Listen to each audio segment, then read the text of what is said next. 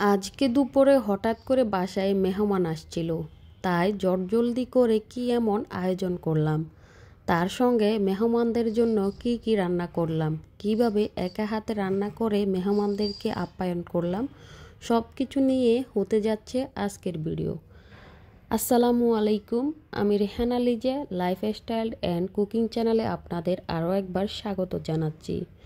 যেহেতু মেহমান হঠাৎ করেই আসছিল, সেই কারণে কোনো প্রস্তুতি ছাড়াই তাই বাসায় যা হাতের কাছে পেয়েছি তাই দিয়ে মেহমানদেরকে আপ্যায়ন করার চেষ্টা করেছি।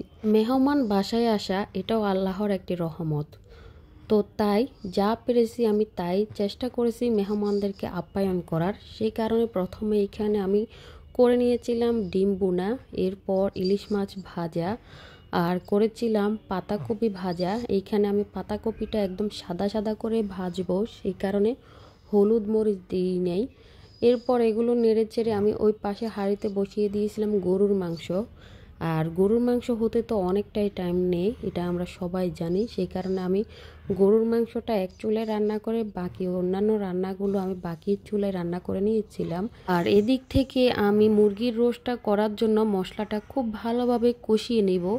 এখানে তেমন কিছুই না, আমি আগে থেকেই কাজু বাদাম, কাঠবাদাম, কিশমিশ আর সাথে পেঁয়াজ দিয়ে ব্লেন্ড করে নিয়েছি। এরপর এখানে আধা চামচ করে আদা এবং রসুন বাটা দিয়ে তার মধ্যে দিয়েছিলাম জিরা গুঁড়া, ধনিয়া গুঁড়া, লবণ আর তার সঙ্গে গরম মশলা দিয়ে এগুলো কষিয়ে এরপর দিয়ে দিয়েছিলাম দুধ 1 কাপ পরিমাণ মতো দিয়ে এরপর আমি এখানে মাংসগুলো দিয়ে কষিয়ে পানি দিয়ে দিব পরিমাণ মতো, যতটা ঝোল আসলে রাখবো।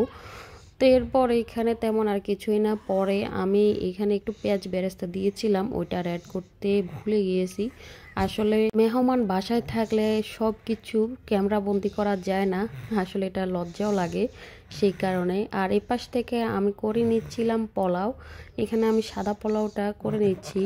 আর এইখানে আমি একটু কাজু বাদাম, কিশমিশ আর তার সঙ্গে কাঁচামরিচ দিয়ে আবারও চালের সঙ্গে ভালোভাবে মিশিয়ে নেব।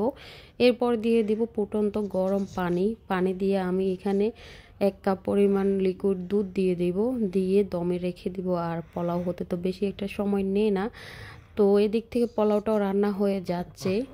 আর আমি আপনাদেরকে একটা কথাই বলবো, আমি আসলে নিজেও শারীরিকভাবে অনেক অসুস্থ, কিন্তু কি করা, মেহমান আসলে ওদেরকে তো আপ্যায়ন করতেই হবে। আমরা মেয়েরা যতই অসুস্থ থাকি না কেন, এটা আসলে কেউ বুঝবে না। আর আপনাদের সাথে কথা বলছি যে আমার অনেক কষ্ট হচ্ছে, কারণ আসলে আমার মুখেই সমস্যা, সেটা হচ্ছে আমার দাঁতে একটু সমস্যা দেখা দিচ্ছে, সেই কারণে মুখ ফুলে গিয়েছে, তাই কথাটা আসলে ঠিকভাবে বলতে পারছি না। তো এদিক থেকে পোলাওটা দেখতেই পারছেন হয়ে এসেছে। এখন আমি উপর থেকে একটু ঘি দিয়ে দিব আর দিব একটু গোলাপ জল দিয়ে আর একটু ভালোভাবে দমে রেখে দেব।